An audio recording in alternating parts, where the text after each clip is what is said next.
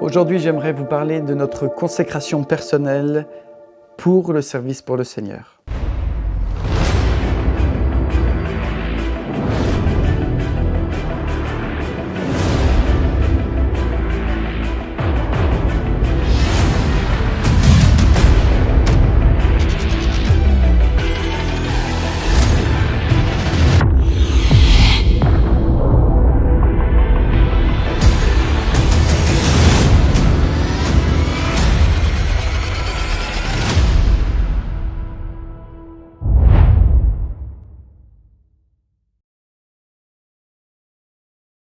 Quelque chose me gêne.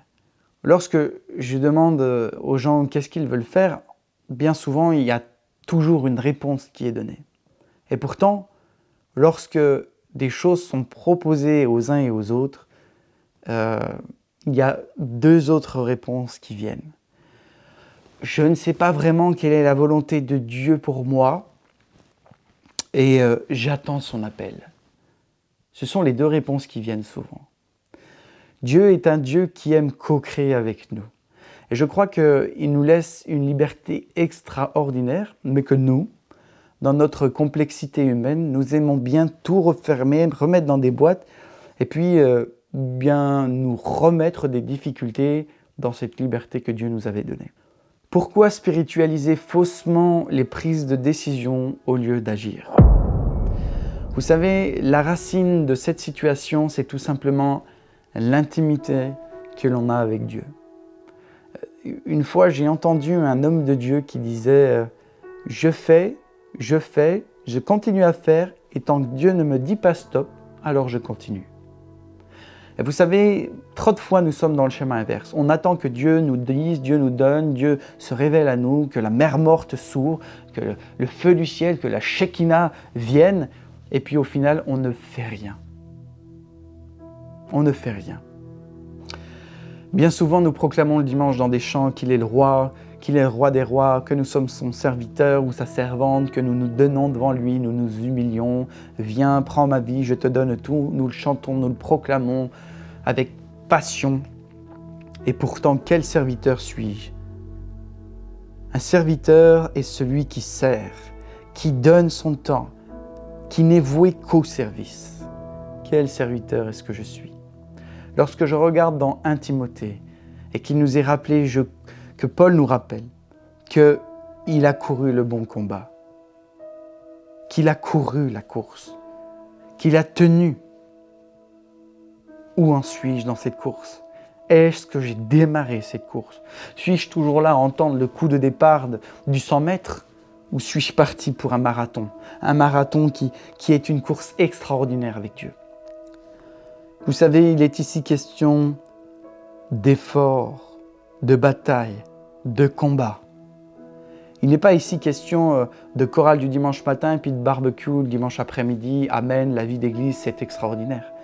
Le Seigneur, il attend de nous que nous ayons une véritable vie de service. Le Seigneur attend de nous que nous ayons une consécration personnelle puissante. Jésus-Christ ne veut pas nos restes. Jésus-Christ ne veut pas les restes de notre vie, le reste de notre fin de semaine, le reste de notre argent à la fin du mois, le reste de notre vie, de notre temps, de nos paroles, de notre investissement. Jésus veut la primeur. Il veut la primeur de tout. Quel serviteur je suis. Je voudrais vraiment qu'on puisse ensemble s'approcher de Jésus et toujours courir vers lui avec passion, avec audace, avec abandon, de monter sur cet autel jour après jour après jour et lui dire oui, je te donne ma vie, je te donne tout. Viens, viens et viens.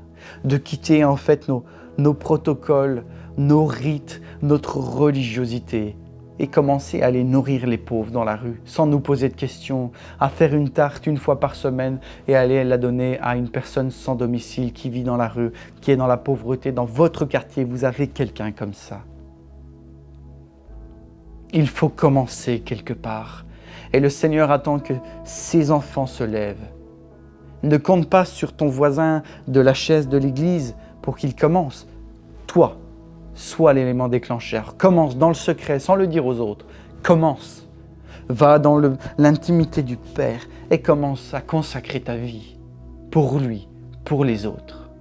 Parce que l'Église vivante est une Église qui vit à l'extérieur des murs, qui se nourrit de l'intérieur et qui jaillit à l'extérieur des murs. Alors commence à jaillir à l'extérieur des murs. Et je veux te bénir et te dire que Jésus attend ta vie, attend ta voix, attend ta consécration.